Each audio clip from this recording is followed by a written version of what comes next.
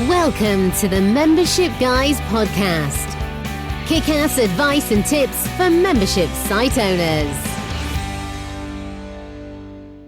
What's up, everyone? Welcome to episode 238 of the Membership Guys podcast. I'm your host, Mike Morrison, one half of the Membership Guys, and you're listening to the number one show for proven, practical tips and advice on growing a successful membership business. Thank you so much for listening to the show. Today we're talking all about why you should consider running a beta test for your membership website.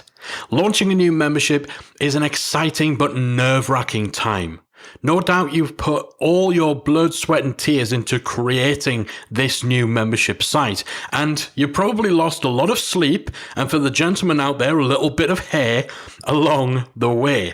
But when the time comes to actually open the doors, quite often you might find yourself hesitating, getting a little nervous, getting a little worried about what happens if it all goes wrong. What if this is just a complete catastrophe? Running a beta test can be a great way of minimizing that fear, of reducing that anxiety, building your confidence, and giving you what you need in terms of feedback, in terms of experience, in terms of even just having a little bit of a controlled test run in order to ensure that you make the absolute best of your membership launch and you're confident that you're launching the best possible version of your membership. So there's a lot of good reasons that we think you should at least consider running a beta test for your membership before you launch. Beta tests allow you, first of all, to test usability. When you're building a membership site, it's easy to become so immersed in it, so familiar with the site you're building that you totally forget about the member experience. You stop thinking about how your actual members will experience your site. And while certain features or certain elements of your website's layout and usability might make sense to you, it may not be obvious to a newcomer. Things like your navigation, your menu, where to go in order to find certain things might be a total no-brainer to you because you're the one who designed it and built it. It could actually turn out that you're actually creating something pretty complex, that your navigation isn't clear to someone else. Having your actual target audience fully test out your site and all of its features can really highlight any areas of uncertainty or poor user experience before it's too late. It might be that you need to rethink a certain page layout or rethink your menu structure or even just the wording of certain things on your site. You might need to add something into your onboarding process in order to highlight and demonstrate how to use particular features. Or it could be that you need to completely reconsider your approach to something in order to make it more user-friendly. But you're only going to know that if you actually get users testing it. Whatever the results of your user testing, I can guarantee that addressing issues now will save you a lot of time in customer support later. So again, big benefit of running a beta test is the ability to test usability and fix any problems with the user experience, anything that's not clear, anything that will impede your members from getting stuck in, using your site, getting results, all the things that put you in a much better position for having them actually staying longer. If someone can't figure out how to use your site, they're probably not going to stick around too long, right? Next big thing that a beta test allows you to do is get valuable feedback. And this is really important for things like your membership content or, the features, the tools, the resources that you're actually giving people who have joined your site. You've no doubt spent a lot of time creating this content, and honestly, you can get a little too close to it. You can become a little too attached to it. However, a newcomer, they can usually see things that we might have missed or simply not thought of, particularly if you're very experienced, but your audience are beginners.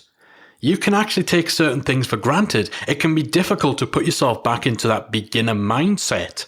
You fall into what's called the curse of knowledge, where things that you think are obvious, that you think everyone surely knows this, actually require a little bit of explaining. So getting feedback on your content, on your courses, tutorials, worksheets, and all that sort of stuff will help you fine-tune it and ensure that it's as effective as you think it is. Similarly, it can really boost your confidence before you launch if people are actually consuming your content and they're giving you amazing feedback. Having everyone in your beta test validate that your content is as amazing as you think it is, well, that's just going to fill you with so much certainty and so much confidence for when the actual launch comes. So as part of your beta testing, you would definitely want to have your members who are in that beta test to actually work through the content, consume that content, and give you honest feedback on it.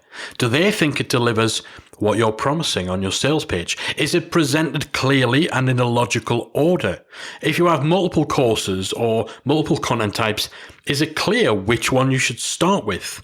Is the content itself easy to understand? Are there any key concepts missing or things as clear as you think it might be? While it's important to get this feedback, it's also important not to take everything to heart.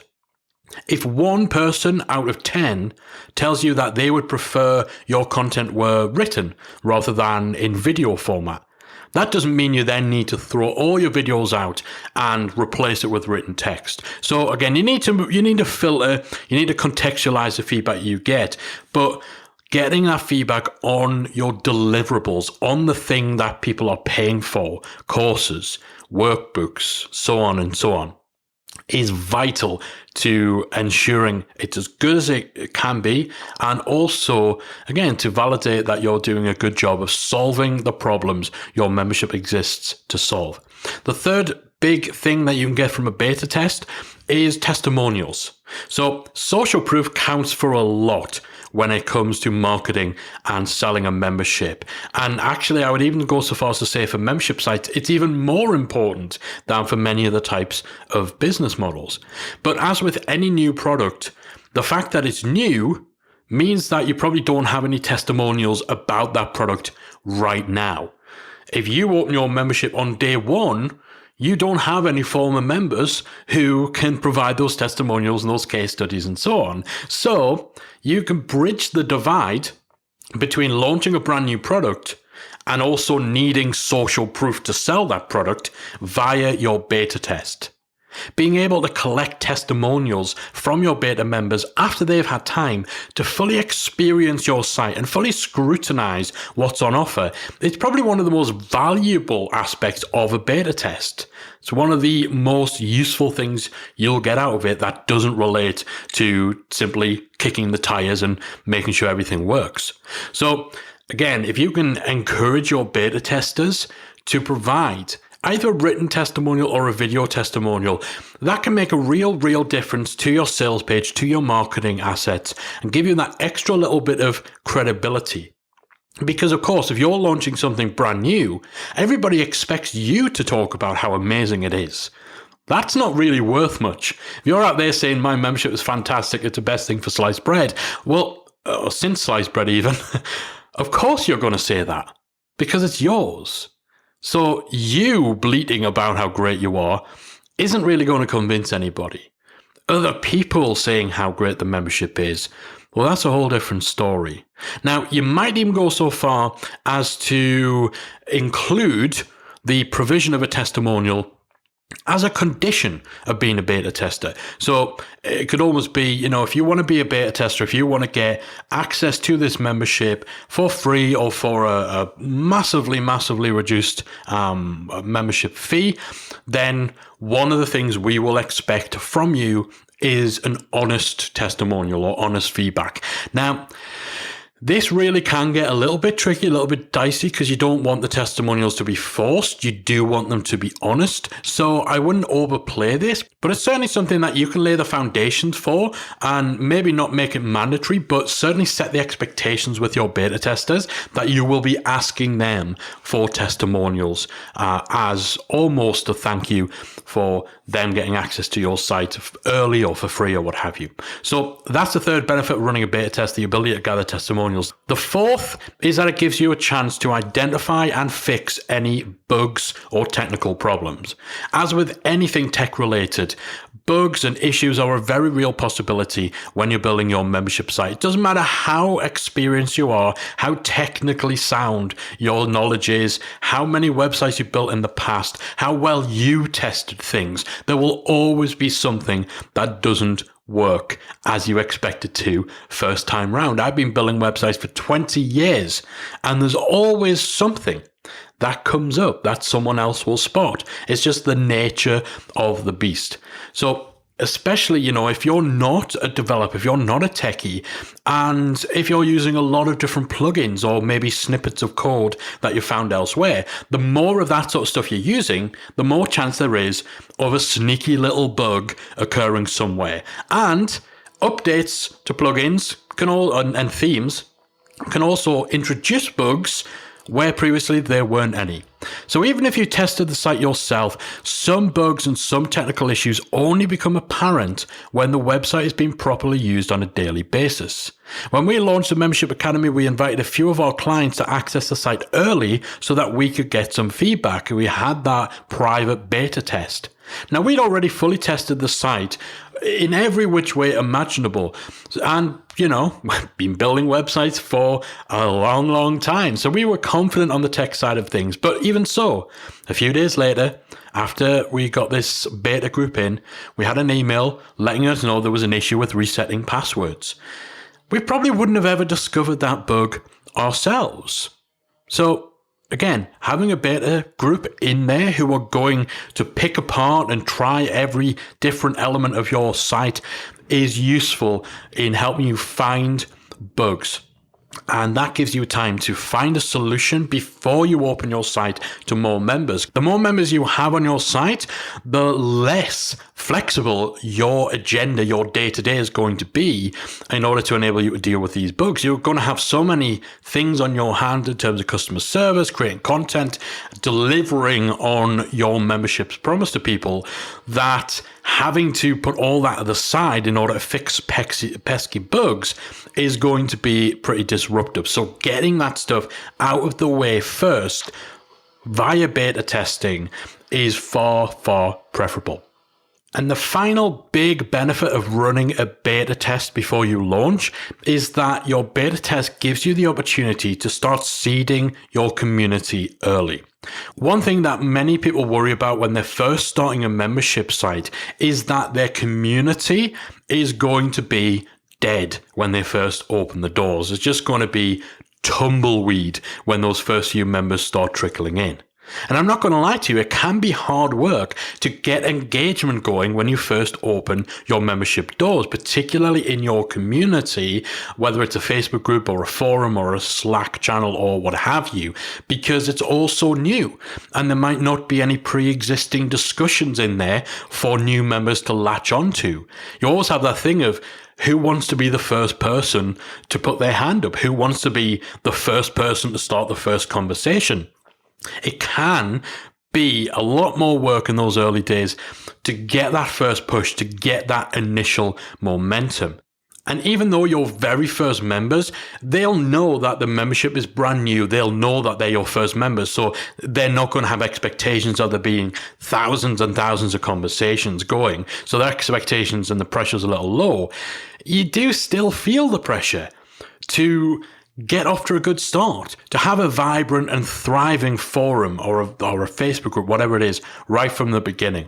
So a beta test can help a lot with that because your beta members will essentially become the seed members for your community, those very first few voices that are going to get the conversations going before you open the floodgates for more people to join. As part of beta testing, you would want those people to be using your forum anyway, to test it out, to make sure there's no issues, to make sure it's user-friendly, creating posts, talking with each other, talking with you. And in fact, you'll probably use your forum or your Facebook group as the channel through which to get feedback from your beta testers. So that means when you do launch properly, when you do your full membership launch, your community already has some interaction and engagement. And that's going to make it much more welcoming to new members and more likely that they'll join the conversation rather than feeling like they're coming into an empty room and having to start all the discussions themselves. So, just to recap, some of the big benefits and plus points to running a beta test before you launch.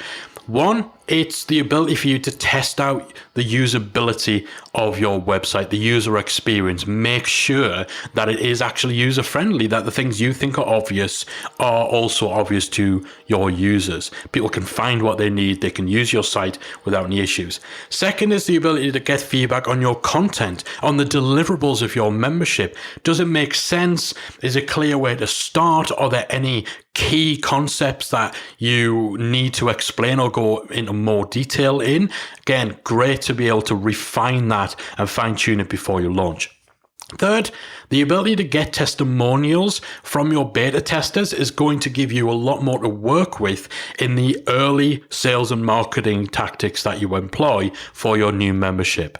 Next, obviously, big one, identifying and fixing any bugs or technical problems before you open the doors to the public. Very important part of beta testing. And then finally, getting that initial momentum, having your beta testers essentially be the founder members, the seed community that gives you a much better starting point for discussions and engagements when you do open the doors to everyone else. So now we talked about the benefits of running a beta test before your big launch. There's a few things you're probably going to want to ask yourself, a few things you want to figure out about your beta test itself. First question you need to ask yourself is, will your beta test be free or paid? Now, you might think that a beta test should be free. However, it can actually work out better for both you and those beta members to actually have a fee attached to it. Now, in most cases, people will place less value on something that's free.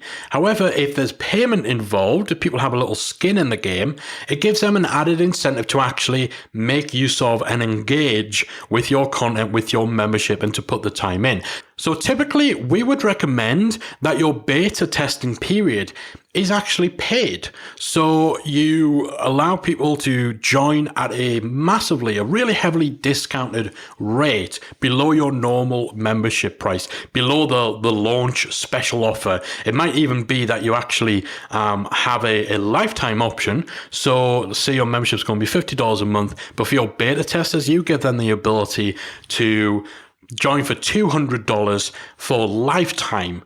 It's not about making money from your beta testers. It's more about giving them an incentive to actually do what you need them to do during your beta period. So, they're going to be getting your content. They're getting access to your membership. They're getting that level of exclusivity in the fact that they get to come in your membership early, and that's all worth paying for.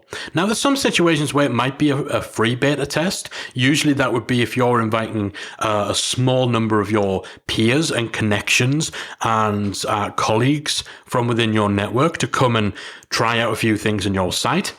Now, in those instances, generally, yes, you probably comp their membership, have them come in for free because they're doing you a favor. But otherwise, if you're doing a beta test of 10 or 15 people, and these are people from within your audience who are coming on board with a very clear mandate that they're there to test things out, you would want them to have some financial skin in the game. Otherwise, they have no real incentive to test out all the things that we're talking about. So generally, we fall on the side of it being a paid beta. Sometimes you'll hear this referred to as what's called a seed launch, which is essentially a paid beta test. It's a small, controlled launch of your membership. So whatever you want to call it, generally we would say have your beta test as a paid thing rather than a free thing. Next thing you want to think about is how long your beta test will last. Your beta testing period can be as long or as short as you want. To a certain extent, it's going to depend on the type of content, the type of features that you're providing, and how long it'll take for people to actually engage in a meaningful way that will give you useful feedback. Typically, though, we would generally look at a 2 to 4 week beta testing period for most situations. You don't want this to drag out and drag out and drag out.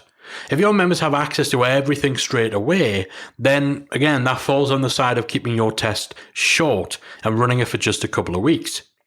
However, if you're actually drip feeding your content, and so, it might be a case of there being a course that goes out over the space of 8 weeks, and you want people to go through that whole thing, and there's, a lot of other pieces of the puzzle that are very time-based over a longer period, then again, you would want the beta test to cover that whole period, so it might be a little bit longer. Essentially, you just want to ensure the test is long enough for your members to experience as much of the site as possible, to act and behave and consume in the way that a typical member would, while also being short enough to maintain momentum, to keep interest from the people who sign up to your beta. If you start a beta and it runs for 3 months, chances are you're going to have a whole bunch of people who are just kind of fizzling away towards the end of that period. So yeah, it needs to be as long as it needs to be for you to get what you need, but short enough so that you don't lose steam as you build towards your launch, and you don't lose the interest and attention of those people who are in the beta test, which of course would negate a lot of the benefits of that testing that we talked about, and so on. The next thing to ask yourself is, where will you actually get your beta testers from? This is really going to depend on the type of test you want to run. If you're looking to do a very small, fairly quick, controlled test where you're going to be giving people access for free, then generally you would turn towards your existing connections. So past clients, peers, colleagues, and so on. Close connections who you can trust and where essentially they are doing you a favor. And these people might not go on to become a part of your community. So these sorts of tests are mostly about ticking boxes, about making sure everything works, making sure things are clear, making sure there aren't any bugs. So that's the type of test that you want to run. You're going to turn to your closer networks. If you want that slightly larger test where you may be looking at 15, 20, 30 people at the absolute most, it's almost like a seed launch, and you're having these people pay, even at a heavily discounted rate, you're still having them get some financial skin in the game. And these are people who actually are reflective of your potential future members. They're going to stick around in your membership. They're going to continue to be part of your community. Then, this could be where you turn to your wait list. If you've been building up a wait list for your membership, maybe you put out an open call to people on that list, and you actually make it clear this is what the expectations would be, and this is the limit on how many people can come, and actually implement an application process. So you have them provide certain information that will help you to identify whether this person is someone who's going to help you test out the things you need testing out. So, the amount of time that they would have available to them is going to be a factor. Even things like, what sort of internet speed they have at home or in their office, that could be a determining factor as well on whether you would want that person involved in testing your website out. So, you can, if you're going for that slightly larger test, if it's going to be paid, then that's when you turn to your existing community, whether it's your waitlist or your extended audience, and you have some sort of application process in order to help you bring in a set number of people who know what your expectations of them are when they actually get involved in the test. Now, ideally, you do want your beta testers to be your target audience if you want valuable feedback on the actual content side of things. So again, this is why we talk about it really depending on the type of test you want to do and what it is you're looking to get out of it. Next thing you want to think about, what feedback specifically are you going to ask for? So to get the most from your beta test, you need to get quality feedback from your beta members on all aspects of their site experience. So you want to know, what do they like about the site? Was there anything that didn't make sense? Did the site function well? What would have made their experience better? With this sort of thing, I would recommend, before you even start asking people to join a beta test, just sitting and just writing down every single question, every single thing you're not sure of, anything you may be a little worried about, anything that comes to mind that would be beneficial to you to have someone else's perspective on. And, use that as your guide for designing tasks that you might have your beta testers do. If you want to know whether the navigation of your site is easy to use, actually set a task for your beta testers. Ask them to watch a certain course. Give them the title of the course and ask them to watch it. And then, of course, in the process of doing that, they're going to have to find where that course is. So that's going to help you to identify how clear it is to find your way to the courses section. When in that section, how clear it is to find a specific course, and then obviously the feedback on them as they progress through the course itself. So these are the sort of things that you need to think about. You need to be clear about specific feedback that you're looking for, specific questions you want to have answered via the beta testers actually using your site and giving you that feedback as they go along. Also consider how you'll collect that feedback. Now, you could simply get that feedback and have those communications and conversations inside your community, whether it's a forum or a Facebook group or wherever. Or if you want to keep things a little more private, maybe even make certain feedback anonymous in order to ensure it's completely honest, then you can use survey tools like SurveyMonkey or even Gravity Forms for gathering real specific information that maybe is less about getting a discussion and is more about kind of taking a poll, getting a general census, or getting some feedback that maybe a little worried that if shared in a public forum, people aren't going to be as honest and forthright. So again, think about how that's going to happen too. However you decide to run your beta test, the important thing to remember is that this is a test. Ensure that your beta members are aware of this. They're aware of your expectations. They know that they're getting it on the ground floor and they're helping you to shape it, and that you want them to test everything and feedback on their experiences, good and bad. You don't want a situation where people are hiding the negatives from you because they like you, or they don't want to upset you, or don't want to offend you, or they don't know how you will be receptive to negative feedback. Be clear about those expectations and make sure that you're not disheartened by any feedback you receive either. The whole point of a beta test is to help you to iron out any kinks before you open the doors to your wider audience. So take any and all feedback as a positive. Even if some of that feedback would seem to be negative, it's a positive because of the fact you're getting this feedback at a time where you can address it before you have launched. So take that feedback, process it. If you need to, make changes based on it. A beta test is designed to help and not hinder. So that's my argument for why it's very much worth running a beta test for your membership, and some pointers on how to actually get the most out of that beta testing period. Do hope it's been useful to you. I would love to hear from you guys. Did you run a beta test for your membership site? How did it go? How did you structure it? Did you skip that part and then regret it and wish that you had run a beta test later? Did you just launch your membership and then have a whole bunch of technical problems that maybe could have been solved had you done some beta testing? Love to hear from you. Let's get the conversation going inside our free Facebook group. If you search for Membership Mastermind on the Facebook app, you will find our free group. There's over 14,000 membership site owners in there.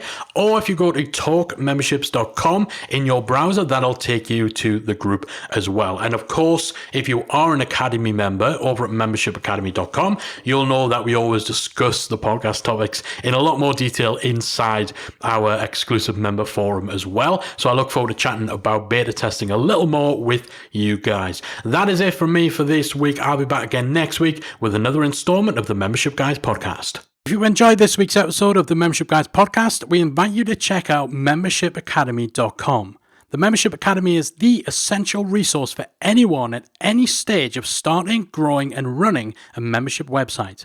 Whether you're still trying to figure out what your idea is going to be, or whether your website is already up and running and you're just looking for ways to grow it and attract new members, then the Membership Academy can help you to get to the next level.